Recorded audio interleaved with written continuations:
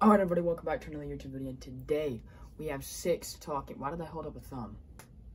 But we have 6 talking points. I held it up again. We have 6 talking points about the Aston Villa 0, Wolverhampton Wanderers 1 game that happened this morning, around 15 hours ago. Supposed to film this, but I went swimming, and that took longer than expected. So I'm actually filming this later at night. That's why this video is probably going to go up around 9:30 my time. But anyway, basically, premise of the video is very simple. 6 talking points. We're going to talk about mainly 6 things of Villa side of things, but we will be talking about Wolves as well, as they were the controlling side of the game for majority of the game.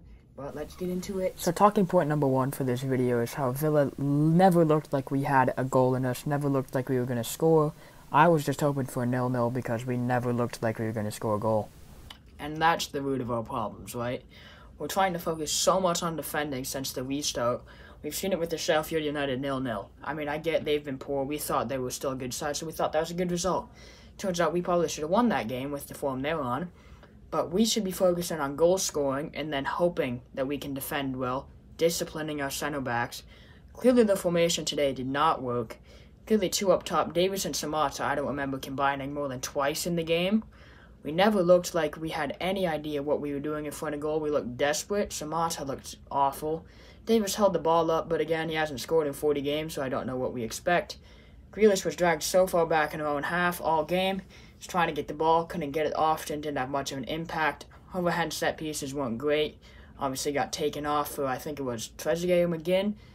Can't remember, to be honest, but that's how the cookie crumbles sometimes, so.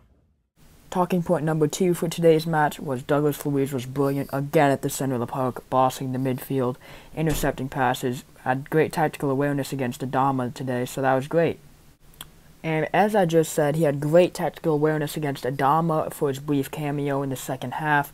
He was fouling Adama when it needed to be done. Obviously, Adama made a great impact for their goal, but there was nothing he could really do about that. I thought he held him down well and contained him to a rather brief and uneventful performance from Adama for his high standards. Anyone who's been watching Villa since the restart knows how brilliant Douglas Luiz has been the perfect holding midfielder and will retain a spot at the bottom of the diamond if we do continue to play that system.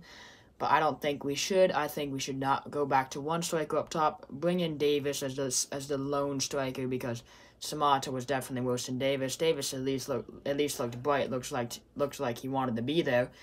Samata got stuck, and whenever he lost the ball, he just kind of pound the ground, pound sand kind of thing. But Douglas Luiz has been brilliant. Talking point number 3 of the game has been Orjan Nyland's errors. Obviously, there was the glaring one that we should have been punished for, which was all due to Diogo Jota, mate. I don't know how he went to throw it. I don't know how it goes the other way. We're not going to ask questions. And then he obviously, for some reason, he has this knack of having, like, he can't catch a ball first time. He has to hit it forward and then grab it. We got to quit that. Now, I do not think Nyland has by any stretch of the mind been bad, but one of these times it's going to cost us when he makes one of his signature lapses in judgment. And it's going to cost us. We're going to concede, and I bet it's going to be a vital goal as well. He makes me nervous, but I have no problem with Nyland. I think he's done a good job with the opportunities had. Good work, Nyland. Now, our 4th talking point for the Villa game is actually a Wolves talking point. Leandro Dendoncker, absolutely brilliant today. Caused major issues for our back line. Was making those cut-and runs from midfield. Was always the first midfielder up to support. Man of the match by far. Just a great all-around day at the office, I think. Deserved the goal as well. As we saw today, Adama Traore as a super sub is insanity. He's got so much strength, so much natural speed, so much natural ability on the ball.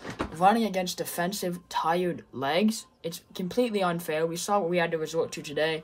We had to put 2 people on him. We had to foul him. If he got past us, we had to chop him down. Douglas Luiz did a great job of that, and for the most part contained him. But there was one time, I think, where he got past Neil Taylor down the line and whipped a ball in, and it hit Mings in, like, the chest down here. Mings or Taylor, I can't remember. And then it went out for a corner, but that's the danger he brings to any game.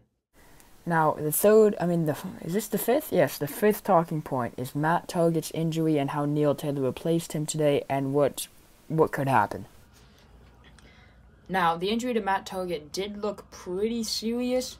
I mean, Neil Taylor obviously came on to replace him and did a pretty decent job, but it looked like he was grasping his hamstring as soon as I think he was kicking a long ball across the pitch, and left hand went on the hamstring straight away. Did not look good. Don't know if he'll be in the team for the coming games. Neil Taylor, I thought, put in a good shift today. He was partly at fault for the goal, but not really. He was being forced to play center back due to a lapse in concentration by the defense again.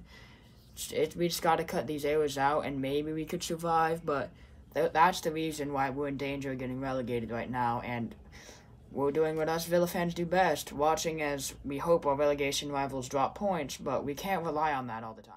Now, my sixth and final talking point for today is full credit to Wolves. They were the better team in the end.